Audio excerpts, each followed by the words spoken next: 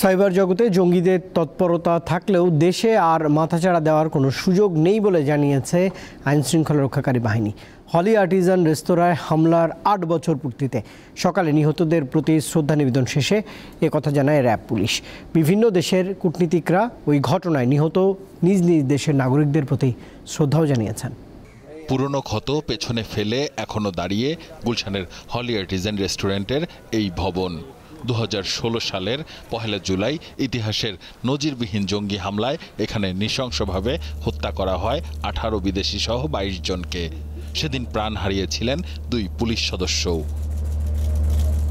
বিভিন্ন উন্নয়ন প্রকল্পে কাজ করতে এসে সেদিন যেসব বিদেশি নিহত হয়েছিলেন তাদের প্রতি শ্রদ্ধা জানাতে সোমবার সকালে গুলশানের 79 নম্বর রোডের সেই জায়গায় আসেন ওইসব দেশের রাষ্ট্রদূতরা। 2 পুলিশ সদস্যের স্মরণে গুলশানের দীপ্ত শপথ ভাস্কর্যে ফুল দিয়ে শ্রদ্ধা জানান র্যাব ও পুলিশ সদস্যরা।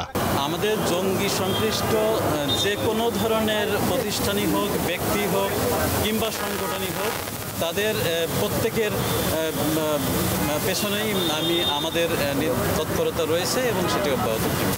সোশ্যাল মিডিয়াতেও কিন্তু ওরা নানাভাবে নানা প্রচারণা করার চেষ্টা একসময় করেছে, বা আপনার বিভিন্নভাবে যোগাযোগের যে তাদের মাধ্যম আপনারা জানেন যে ওরা একসময় ডার্ক ওয়েব ব্যবহার করেছে। আপনারা জানেন যে সেই বিষয়গুলো কিন্তু আমরা নজরদারি করছি। হলি আর্টিজানে হামলার ঘটনায় 7 জঙ্গিকে আদালত মৃত্যুদণ্ড দেয়। পরে আসামিদের আপিলের পরিপ্রেক্ষিতে সবাইকে আমৃত্যু কারাদণ্ড দেয় উচ্চ আদালত। আসিফ জামান, দীপ্ত সংবাদ, ঢাকা।